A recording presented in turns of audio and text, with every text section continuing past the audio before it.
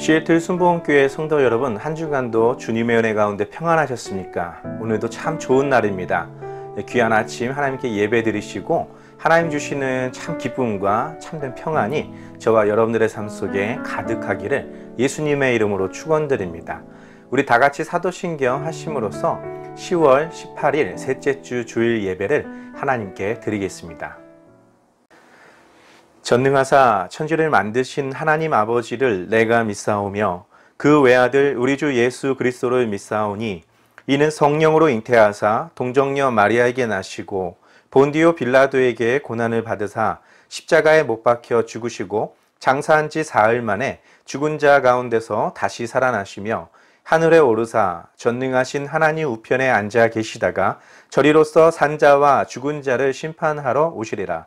성령을 믿사오며 거룩한 공예와 성도가 서로 교통하는 것과 죄를 사하여 주시는 것과 몸이 다시 사는 것과 영원히 사는 것을 믿사옵나이다. 아멘.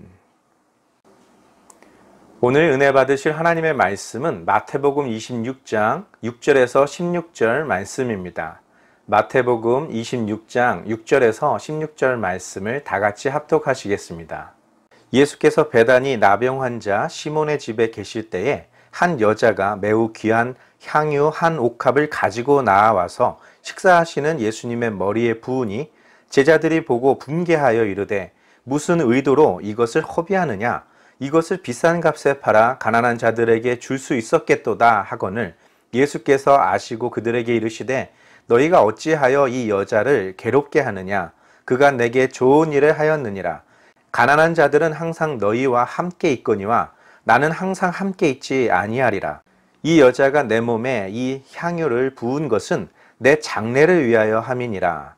내가 진실로 너희에게 이르노니 온 천하에 어디서든지 이 복음이 전파되는 곳에서는 이 여자가 행한 일도 말하여 그를 기억하리라 하시니라. 그때의 12 중에 하나인 가룟 유다라 하는 자가 대제사장들에게 가서 말하되 내가 예수를 너희에게 넘겨주리니 얼마나 주려느냐 하니 그들이 은 30을 달아주거늘 그가 그때부터 예수를 넘겨줄 기회를 찾더라. 아멘.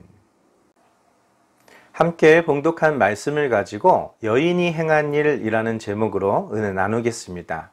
우리는 지난주까지 몇 주에 걸쳐서 예수님께 마지막 때는 언제 임할 것이며 또 그 마지막 때에는 어떤 징조가 있을 것입니까? 라는 제자들의 질문 앞에 예수님이 말씀하셨고 또 그와 연관되어 인자가 이 땅에 다시 오게 되는 때에 어떠한 일들이 있을 것인지에 대해서 비유로 말씀하셨던 것을 살펴보았습니다. 오늘은 그 이후에 예루살렘에 어떤 분위기가 조성되고 있었으며 또 어떤 한 사건을 통해서 예수 그리스도의 그 마지막 공생의 길이 어떻게 펼쳐지는지에 대해서 한번 살펴보려고 합니다. 예수님의 머리에 향유 옥합을 깨뜨렸던 이 사건은 우리가 잘 알고 있는 내용들입니다.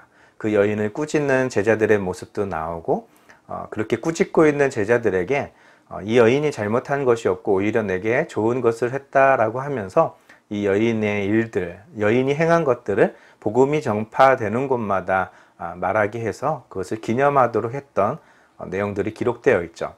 마태복음 26장 1절부터 5절 말씀은 그때의 분위기를 상세하게 기록하고 있습니다. 예수께서 이 말씀을 마치시고 제자들에게 이르시되 너희가 아는 바와 같이 이틀이 지나면 유월절이라 인자가 십자가에 못 박히기 위하여 팔리리라 하시더라. 그때의 대제사장들과 백성의 장로들이 가야바라 하는 대제사장의 관저에 모여 예수를 흉계로 잡아 죽이려고 의논하되 말하기를 밀란이 날까 하노니 명절에는 하지 말자 하더라. 방금 봉독해드린 말씀을 보면 서로 상반된 두 분위기를 느낄 수 있습니다.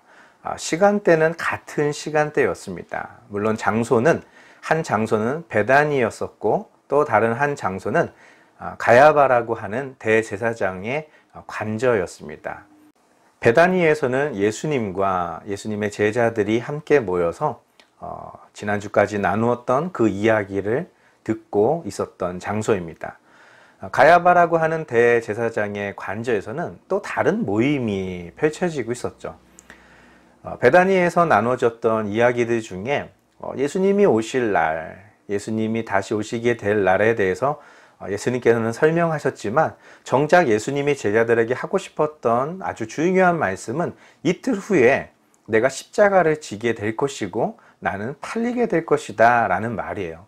앞으로 언제가 될지 모르는, 언제 임하게 될지 모르는 그런 마지막 때에 대하여 너희는 궁금하고 그때에는 우리가 무엇을 해야 되는지, 어떻게 그 때를 알아볼 수 있는지에 대해서 매우 궁금하고 그것에 관심이 많겠지만 지금 너희가 관심을 가져야 되는 아주 굉장히 중요한 한 가지 사건은 이틀 후에 있을 내가 대제사장과 이스라엘의 지도자들에게 잡혀서 많은 고난을 당하고 십자가에서 죽임을 당하게 될 그 사건입니다.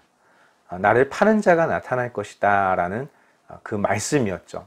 똑같은 시간대에 가야바라는 대제사장의 관저에서는 다른 모습이 펼쳐지고 있습니다. 예수를 어떻게 하면 죽일 수 있을까라는 그런 모의를 하죠. 공통적인 것은 예수님이 죽는다는 이야기가 같은 시간대에 다른 장소에서 이야기되고 있다는 것입니다. 예수님의 제자들은 예수님의 그 말씀을 들으면서 몹시 싫었죠. 예수님의 죽으심과 그 고난에 대해서는 제자들은 몹시 듣고 싶지 않았습니다. 베드로는 여러 차례 예수님이 십자가를 짊어지고 많은 고난을 당하고 예루살렘에서 죽게 될 것에 대하여 말씀하실 때마다 내가 그렇게 되도록 내버려 두지 않겠습니다. 다른 사람들은 다 주를 버려도 나는 결코 주를 떠나지 않겠습니다. 고백할 정도로 듣고 싶지 않은 이야기였습니다. 그 듣고 싶지 않은 이야기가 가야바의 뜰에서는 더 구체적으로 논의되고 있었습니다. 어떻게 예수를 죽일까? 흉계로라는 표현이 나오는데 그것은 미끼라는 뜻을 가진 단어입니다. 정상적인 방법으로는 그를 넘어뜨릴 수도 없고 그를 고발할 수도 없고 그를 죽일 수도 없었기 때문에 그를 죽이기 위해서 우리가 미끼를 놓아야겠다. 그를 죽이기 위해서는 우리가 거짓, 속임수를 우리가 사용해야 되겠다라는 그런 이야기들이 나눠지고 있었던 것이죠. 근데 문제가 있었습니다. 왜냐하면 이틀 후라는 그 개념으로 봤을 때 예수님이 낙이 타고 예루살렘으로 입성하신 지 이틀이 지난 후였습니다. 모든 백성들이 예수님을 호산나 다윗의 자손이여 찬송하였고 또 예수님은 성전을 정결케 하시고 많은 표적들을 행하심으로써 이스라엘 사람들에게 흥분과 예수님께서 이스라엘을 회복하실 거라는 그런 기대에 부풀어 있는 수많은 사람들의 모임을 그들의 눈으로 보았기 때문입니다. 그래서 그들은 이 명절에 만약에 우리가 예수님을 흉계로, 미끼로, 속임수로 잡아서 죽인다면 또 밀란이 일어나서 폭동이 일어날 수 있기 때문에 이 명절에는 하지 말고 사람들이 다 돌아가고 난 다음에 몰래 예수님을 잡아서 죽일 계획을 다시 짜고 있는 것이었습니다. 향유 옥합을 깨뜨렸던 이 여인의 이 사건 기록이 오늘 이러한 분위기 속에서 연출되고 있었다는 것을 우리가 염두에 두고 우리 본문 말씀을 한번 다시 살펴보길 원합니다. 예수께서 베다니 나병 환자 시몬의 집에 계실 때에 한 여자가 매우 귀한 향유 한 옥합을 가지고 나와서 식사하시는 예수님의 머리에 부으니 제자들이 보고 분개하여 이르되 무슨 의도로 이것을 허비하느냐?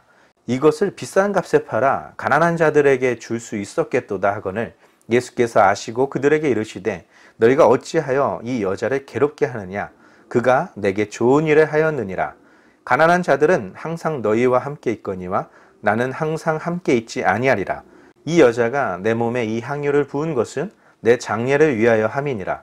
내가 진실로 너희에게 이르노니 온 천하에 어디서든지 이 복음이 전파되는 곳에서는 이 여자가 행한 일도 말하여 그를 기억하리라 하시니라. 아멘. 베다니에 살고 있는 나병 환자 시몬의 집에서 있었던 사건입니다. 여러분 한번 상상을 해보시기 바랍니다. 예수님께서 어떤 예식을 갖추시고 이제 모든 마음가짐을 다 하신 후에 어떤 한 사람이 예수님의 머리에다가 정결하게 어떤 향유를 붓는 장면이 아닙니다. 예수님이 제자들과 식사를 하고 있었습니다. 지금 예수님께서 식사하고 있는 이 자리에서 자신의 가장 귀한 그 옥합을 깨트려서 예수님의 머리에 부었던 이 상황이 어떤 상황이었는지를 한번 살펴보겠습니다. 굉장히 중요한 이야기를 나누고 있었죠. 대제사장들과 유대 지도자들에게 잡혀서 많은 고난을 당하고 십자가에서 죽임을 당하실 거다. 또한 나는 누군가에 의해서 팔리게 될 것이다 라는 아주 굉장히 중요한 이야기를 나누고 있는 식사 자리였었습니다. 굉장히 심각했겠죠. 말을 잇지 못하고 있었을 것이고, 왜 예수님께서 자꾸 저런 이야기만 하시나, 사람들은 우리를 환영하고 사람들은 우리를 높이고 사람들은 우리가 이스라엘을 회복해 줄 거라는 그런 기대에 부풀어 있는데, 그 기대에 부응하지는 못할 망정 왜 자꾸 죽으신다는, 고난을 당하신다는 그런 말만 하고 계실까라고 제자들은 굉장히 불편한 마음이었을 것입니다. 그런데 그 시몬의 집에는 다른 한편으로 불편한 사람이 있었습니다. 어떤 사람이냐면 바로 이 여인이었습니다. 이제는 이 예수님과 함께 할 수 있는 시간이 많지 않겠구나. 어쩌면 오늘 이 밤이, 어쩌면 오늘 이 식사 시간이 내가 예수님을 가까이에서 볼 수 있는, 예수님을 모실 수 있는 마지막 날일 수도 있겠구나 라는 생각으로 그는 급한 마음에 예수님의 머리에 자신의 가장 귀한 것을 드렸던 것입니다. 제자들은 이 여인을 향하여 어떤 반응을 했을까요? 지금 중요한 얘기 하고 있는 거 안 보이냐고, 예수님께서 십자가 짊어지고 죽으신다는 얘기, 아주 심각한 얘기, 지금 이 식사 시간 굉장히 지금 그런 이야기를 하고 있는데 너 지금 뭐 하는 거야? 라고 말할 수도 있었겠죠. 근데 성경에 기록된 제자들의 반응은 뭐였는지 아십니까? 너 이것을 왜 허비했어? 이걸 비싼 값에 팔아다가 가난한 자들에게 주었더라면 오히려 더 좋았을 텐데 지금 뭐 하는 거야? 예수님의 머리에 이걸 다 허비해 버리더니 너무 아깝지 않아? 이런 말을 하고 있는 것이죠. 예수님의 반응은 이 여인을 괴롭게 하지 말라는 거예요. 왜 괴롭게 하지 말라고 하셨을까? 그 이유는 이 여인은 충분히 괴롭기 때문입니다. 그 여인의 마음은 괴로웠습니다. 예수님을 이대로 떠나보낼 수 없었고, 그렇게 사랑하고 그렇게 의지했던 그 예수님이 그 많은 고난을 당할 거라는 것을 생각해 보면 이 여인의 마음은 찢어지듯이 아팠습니다. 그 어떤 것도 아깝지도 않았고, 그 어떤 행위도, 그 어떤 비난도 그 여인의 귀에는 들어오지 않았을 것입니다. 예수님께서는 말씀하시죠. 여인을 괴롭게 하지 말아라. 이 여인은 나의 장례를 준비한 것이다 라는 것이죠. 가난한 자들을 위해서 지금 이 여인을 꾸짖고 있어? 가난한 자들은 항상 너희들과 함께 있을 거야. 너희가 얼마든지 도울 수 있겠지. 근데 나는 항상 너희와 함께 있지 않아. 이 여인은 그것을 알았어. 이 여인은 내 말을 믿었어. 너희들은 지금 무엇을 하고 있지? 예수님, 내가 모든 걸 버리고, 그물도 버리고 배도 버리고 고향을 뒤로 한 채 주님을 따라다녔는데 3년 반이나 쫓아다녔는데 이제 와서 죽으신다 그러면 우린 뭐가 됩니까? 우리는 이제 와서 뭘 합니까? 라는 그런 막연한 어떤 그런 것이 오히려 예수님의 죽으심보다 더 큰 고민거리였겠죠. 그렇게 되지 않게 할 거야. 나는 절대로 그렇게 하지 않을 거야. 베드로는 아주 맹세하기까지도 하죠. 근데 여기에 굉장히 중요한 것이 있습니다. 예수님이 고난을 당하고 이 유월절 명절에 하나님의 어린 양으로 죽임을 당하실 것을 수차례 말씀하셨습니다. 그런데 그것을 진심으로 받아들인 사람이 아무도 없었다라는 것이죠. 오늘 옥합을 깨트렸던 이 여인밖에는 없었다라는 것입니다. 많은 분들이 이 본문 말씀을 가지고 이 항유 옥합을 주님께 드렸던 이 여인과 같이 여러분들을 어떤 귀한 것을 주님께 드리겠습니까? 예수님은 여러분들을 위해서 목숨까지도 내어주셨는데 여러분들은 예수님을 위해서 무엇을 바치렵니까? 어떤 것을 하실 수 있습니까? 그런 설교 말씀도 많이 들어보았을 것입니다. 그런데 오늘 본문 말씀의 핵심은 예수님께 귀한 걸 드려라 라는 말이 아닙니다. 이 여인이 행한 일이라는 예수님의 말씀에 초점을 맞추셔야 됩니다. 이 여인이 행한 일이라는 것은 예수님의 장례, 예수님의 죽음에 대하여 죽으실 거라는 그 말을 듣자마자 내가 지금이 아니면, 이때가 아니면 주님에게 아무것도 할 수 없을 거라는 그런 생각들, 그 고통 가운데 가게 되실 그 길에 대하여 이 여인은 너무나 가슴 아팠던 것입니다. 예수님의 말씀을 듣고 이 여인처럼 가슴 아팠던 사람들이 이 자리에 없었다라는 뜻이겠죠. 그래서 복음이 증거되는 것, 무슨 복음입니까? 내가 너희의 죄를 위해서 십자가를 지러 간다라는 것이 복음입니다. 예수 그리스도의 십자가는 저주의 십자가가 아니라 실패한 종교 지도자가 로마 군병에 의해서 처참하게 죽은 그런 공포의 십자가, 저주의 십자가가 아니라 예수님께서 모든 죄인들을 살리시려고 그 고난의 길을 가신 하나님의 아들이신 예수님께서 우리 모두를 살리시고 우리에게 생명을 주시고 구원하시려고 그 십자가에 친히 달려 돌아가셨다라는 것을 인정한 그것이 복음입니다. 이 복음이 증거되는 곳에 그 말을 듣고 그 말을 믿었던 이 여인의 행동, 믿음의 행동을 말하는 것입니다. 항유 옥합을 말하고 있는 것이 아닙니다. 그것이 300데나리온이나 되든 3000데나리온이 되든 그것은 예수님에게 별로 중요하지 않습니다. 중요한 것은 예수님의 그 말씀을 믿고 그 말씀대로 괴로워하고 예수님과 함께 그 고난의 길을 동참했던 사람은 이 여인이었다라는 것을 알리라는 것이죠. 다시 말해서 하나님의 말씀, 예수님의 말씀을 믿는 자였다라는 것을 기념하라는 것입니다. 여러분의 가장 귀한 것 주님에게 드리라는 얘기 아닙니다. 아브라함이 이삭을 바침같이 여러분의 가장 귀한 것 주님께 지금 바치십시오 이 얘기를 하고 있는 것이 아닙니다. 여러분들의 가장 귀한 것 바치면 하나님의 나라가 아름다워집니까? 내가 가지고 있는, 내가 할 수 있는 가장 최고의 것을 주님에게 드리면 하나님의 나라가 더 영광스러워집니까? 그렇지 않다라는 사실이에요. 내가 할 수 있는 것, 내가 최고로 하나님께 드릴 수 있는 것이 어떤 사람에게는 겨우 그것밖에 못하니 나는 더 많은 것을 했어 라고 자랑할 수 있는 것일 수도 있습니다. 그거 가지고 뭘 그렇게 대단하다고 그래. 뭐 그것 가지고 그렇게 칭찬을 받으려고 그래. 내가 한 거에 비하면 네가 하는 것은 아무것도 아니야 라고도 말할 수 있겠죠. 다른 복음서에는 300데나리온이나 되는 값이라고 말하고 있습니다. 성인 남성이 1년 정도 열심히 일해서 벌을 수 있는 돈이죠. 굉장히 큰 돈입니다. 그러나 어떤 부자에게는 그 사람이 300명이 1년 동안 벌어들일 수 있는 돈도 거침없이 낼 수 있는 사람들도 있습니다. 예수님을 따르던 사람들 중에 그런 사람 없었겠습니까? 삭개오 보십시오. 그는 부자였습니다. 자기 재산의 절반을 팔아 가난한 자들에게 주었습니다. 이 여인이 가지고 왔던 이 향유 옥합보다 적은 액수였겠습니까? 덜 귀한 것이었겠습니까? 그렇지 않다라는 것이죠. 삭개오에게도 주님이 하셨던 말씀 뭡니까? 매국노 소리를 듣는 세리장 삭개오에게 주님은 내가 아브라함의 자손이라고 말씀했습니다. 약속의 백성, 동족의 피를 빨아먹는 사람이 아니라 동족에게 필요한 것들을 나누어주는 사람, 바로 삭개오가 되었다라는 사실이겠죠. 오늘 본문 말씀도 그러한 점으로 우리가 이해를 해야 할 것입니다. 또 다른 사건이 등장합니다. 바로 가룟 유다가 예수님을 팔아넘길 그런 행동을 하는 것이겠죠. 마태복음 26장 14절에서 16절 말씀을 함께 보겠습니다. 그때 12 중에 하나인 가룟 유다라 하는 자가 대제사장들에게 가서 말하되 내가 예수를 너에게 넘겨주리니 얼마나 주려느냐 하니 그들이 은 30을 달아주거늘 그가 그때부터 예수를 넘겨줄 기회를 찾더라. 가룟 유다가 대제사장들에게 가서 내가 예수를 너에게 넘겨주겠다라고 말하는 사건이 벌어지는 겁니다. 아까 우리가 이 본문 말씀 시작하기 전에 예수님께서 세 가지 비유를 마치실 때에 내가 십자가 짊어지고 죽게 될 것이다. 이틀이 지나면 유월절이 있을 것이다. 이런 말씀 나눠봤었죠.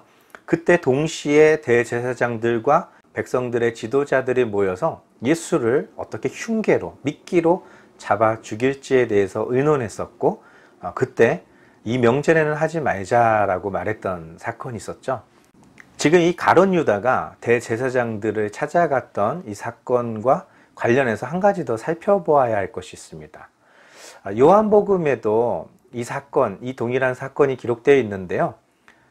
그때는 유월절 엿새전이라고 구체적으로 그 시간을 명시하고 있습니다. 그리고 나서 그 이튿날 예수님께서 낙이 타고 예루살렘으로 입성하는 걸로 나와 있습니다.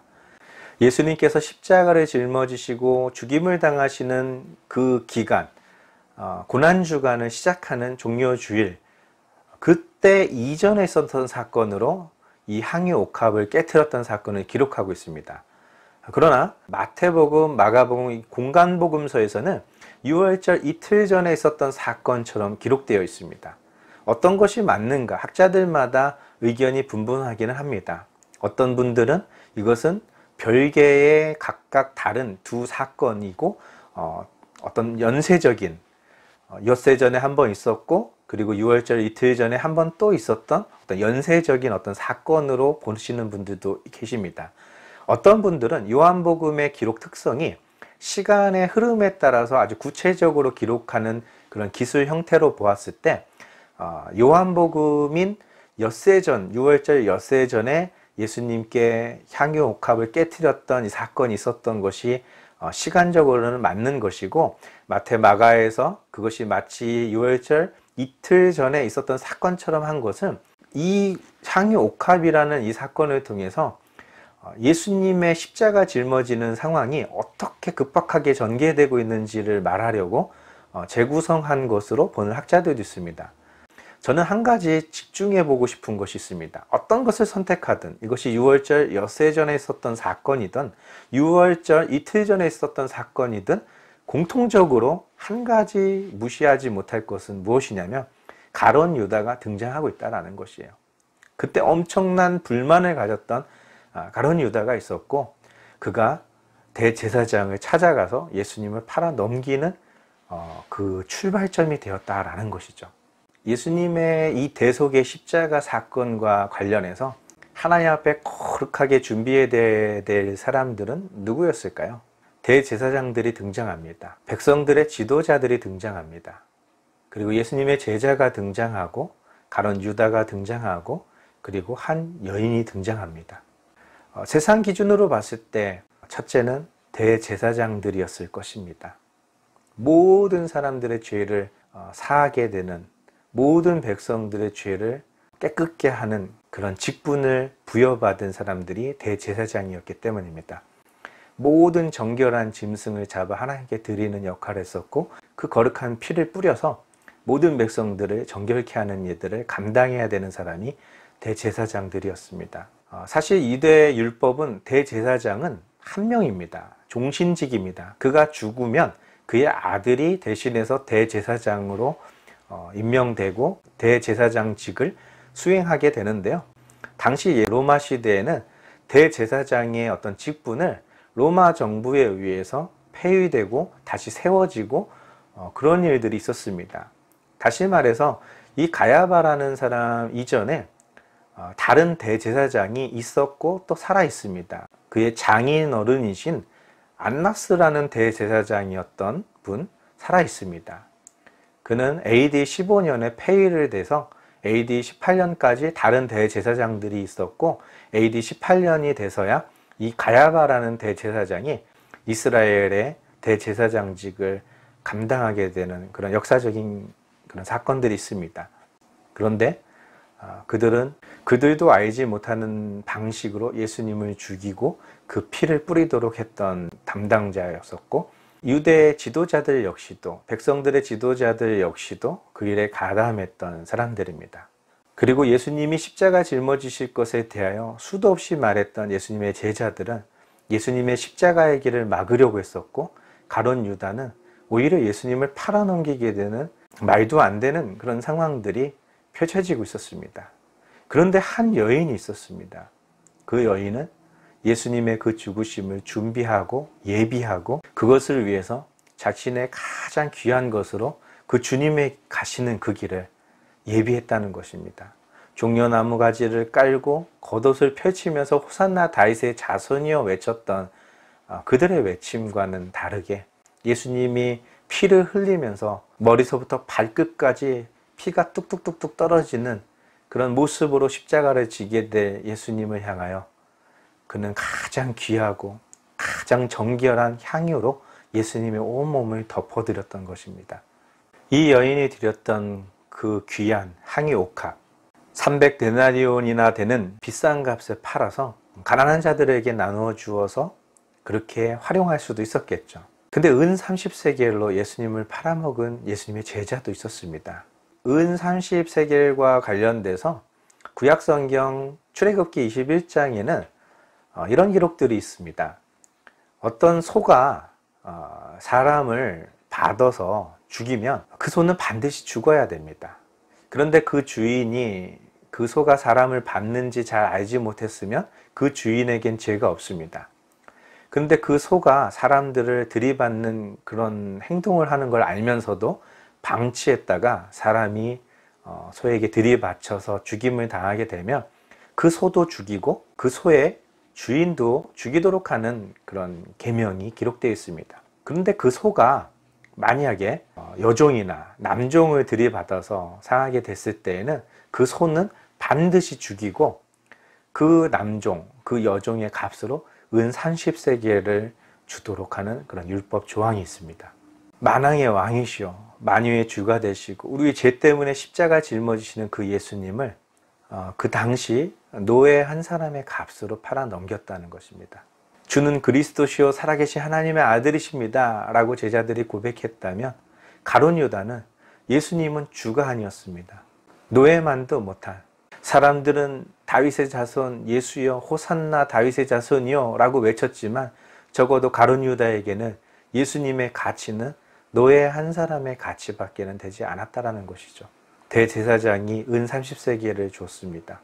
아주 비천한 사람, 아주 하찮은 사람들을 넘기고 받는 그런 포상금 정도였겠죠.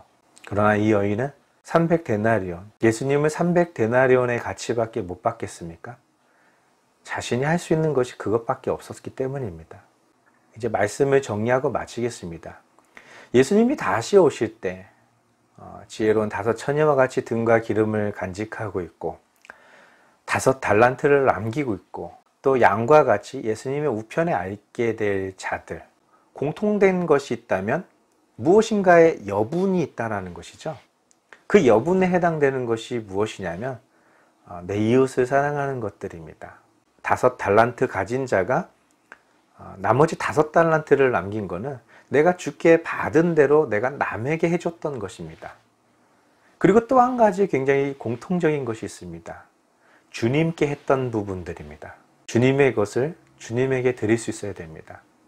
주님을 향한 그 간절한 사랑이 없다면 남도 사랑할 수도 없습니다. 주님에 대한 신앙이 우리가 똑바로 서 있지 않다면 그 주님이 그토록 원하시는 이웃을 사랑할 수도 없고 주님이 나를 용서해 주셨다라는 것에 대한 확신과 그 감사의 마음이 없으면 나도 내 이웃을 용서할 수도 없고 그들을 용납할 수도 없고 이해할 수도 없는 것입니다. 이제 우리에게 펼쳐질 수많은 날들, 주님이 언제 오실지 우리는 알 수 없지만 나에게 허락하신 모든 시간 동안 우리는 주인에게서 받은 것을 하나도 빠짐없이 소중하게 간직하고 있어야 됩니다. 그리고 우리 주인이 오셨을 때 주인에게 맡기신 것과 더불어서 주인이 내게 부탁하셨던 내 이웃을 사랑하고 내 이웃과 함께 즐겁게 웃고 내 이웃과 함께 울어주었던, 그들과 함께 배고픔을 달래고 그들과 함께 맛있는 것을 나누며 목을 축이고 함께 추위와 더위를 이겨냈던 그 아름다운 간증들이 주님 앞에 우리가 부을 수 있는 그런 향유가 되기를 바랍니다. 이 여인은 모든 것을 주님께 드렸습니다. 왜냐하면 주님은 이 여인을 위해서 모든 것을 주시기로 작정하셨기 때문입니다. 이 여인은 그것을 알았기 때문입니다. 그래서 주님은 복음이 증거되는 곳마다 이 여인이 행한 일도 같이 기념할 수 있도록 증거하라고 말씀하신 것입니다. 하나님께 많은 걸 드려라, 하나님께 귀한 걸 드려라, 그런 말씀을 하고 있는 것이 아닙니다. 하나님이 누구신지, 예수님이 누구신지, 나에게 예수님은 어떤 가치가 있는지, 내 인생 편하자고 예수님을 팔아먹는 자, 나 하나 살겠다고 예수님을 모른다고 부인할 자, 그런 자가 되지 않기를 주님께서는 복음이 증거되는 곳마다 이 여인도 함께 증거해 달라고 부탁하신 것입니다. 이제 주님 오시는 날까지 여러분과 여러분들의 가문이 또 여러분들과 함께하는 모든 믿음의 사람들이 각 사람들에게 복음이 증거될 때에 이 여인이 행했던 것과 같이 함께 간증되어지는 귀하고 복된 그런 믿음의 삶 되기를 예수님의 이름으로 축원드립니다. 기도하겠습니다. 거룩하신 하나님, 감사와 찬양을 드립니다. 주님께 귀한 것 드렸던 이 여인의 마음과 같이 우리도 주님 오신 그날 또 주님께서 우리에게 말씀하신 대로 행하게 도와주옵소서. 그것을 믿는 것이 예수님의 머리에 귀한 향유를 붓는 것이며 그것을 믿고 따르는 것이 주님 오시는 그날을 예비하고 준비하는 그런 지혜로운 자인 줄 믿습니다. 우리가 하루하루 우리 인생을 허비하지 말고 늘 미래를 준비하고 또 내게 주어진 모든 상황 속에서 세상의 풍조에 따라서 휘둘리는 자 되지 말고 더 높은 곳을 향하여 더 귀한 것을 향하여 더 아름다운 열매를 위하여 땀을 흘리는 농부들과 같이 끝까지 그 길을 걷게 도와주시옵소서. 주님께서 함께 하심을 믿사오며 예수님의 이름으로 감사하며 기도드렸나이다. 아멘. 우리 다 같이 주기도문 하심으로써 10월 18일 셋째 주 주일 예배를 모두 마치도록 하겠습니다. 하늘에 계신 우리 아버지여, 이름이 거룩히 여김을 받으시오며 나라가 임하시오며 뜻이 하늘에서 이루어진 것 같이 땅에서도 이루어지리이다. 오늘 우리에게 일용할 양식을 주시옵고 우리가 우리에게 죄 지은 자를 사하여 준 것 같이 우리 죄를 사하여 주시옵고 우리를 시험에 들게 하지 마시옵고 다만 악에서 구하시옵소서. 나라와 권세와 영광이 아버지께 영원히 쌓옵나이다. 아멘. 아직도 전 세계는 코로나 바이러스로 몸살을 앓고 있습니다. 다소 근근히 희망적인 소식들도 들려오고 있지만 우리가 거처하고 있는 이 페더럴웨이 킹카운티 지역은 아직도 위험한 어떤 상황에 노출되어 있습니다. 그러나 계속해서 합심해서 기도해 주시길 바랍니다. 우리가 계속 합심해서 기도해서였을까요? 지난주에 성전을 한번 둘러보면서 저희 악기가 들어있고 빔 프로젝트가 들어있는 그 작은 보일러실이 있었습니다. 8개월 동안 그곳을 열어보지 않았었는데 왠지 그날따라 그곳을 열어보고 싶은 마음이 들어서 그곳을 열어보았습니다. 그랬더니 굉장히 습기가 가득 차 있었고 바닥이 축축하게 젖어 있는 모습을 보았습니다. 사진을 찍어서 살펴보아 달라고 부탁을 드렸고 와서 살펴보니까 많이 이게 그 물탱크가 노후가 돼서 녹이 슬고 물이 새고 있었습니다. 하나님이 너무나 적절한 시간에 발견되게 해주셨습니다. 아마 물기가 그렇게까지 많지 않았다면 그냥 별스럽지 않게 덮고 넘어갔을 수도 있는데 뜯어보니까 좀 너무 오래된 상태가 너무나 심각한 상태였었습니다. 워터 히터라고 하는데요, 물을 따뜻하게 끓여주는 그런 보일러 통입니다. 물은 계속 새고 있는 상황이었기 때문에 어쩔 수 없이 새로 교체를 하면서 노후된 그 녹슬었던 배관도 교체를 하고요. 그렇게 공사를 마무리할 수 있었습니다. 또 공사가 마무리되자 또 감사하게도 이런 상황을 전혀 알지 못하셨을 텐데 그에 해당되는 그런 귀한 헌금도 또 누가 우리 교회로 보내주시겠다는 연락을 받았습니다. 이 모든 것이 하나님이 지금 역사하고 있는 것이라고 생각합니다. 뉴스를 보면 긍정적이지는 않지만 하나님께서 또 하시는 걸 보면 이 성전을 여시겠다라는 그런 기대감도 부풀게 합니다. 여러분도 같이 기도해 주시고 또 하나님의 성전이 조금씩 수리되어 가는 것을 보면서 스룹바벨 성전이 다시 세워지고 이스라엘이 다시 그 본토로 돌아오게 되는 것처럼 우리 시애틀 순복음교회가 하나님 앞에 더 귀하게 세워지고 또 떠나갔던 많은 사람들도 함께 모여서 예배드리는 그런 교회, 또 많은 사람들에게 복음을 전하는 그런 교회가 되도록 함께 기도해 주시기를 부탁을 드리겠습니다. 한 주간도 주님의 사랑과 은혜와 그 평강이 저와 여러분들에게 가득하기를 예수님의 이름으로 축원드립니다. 할렐루야.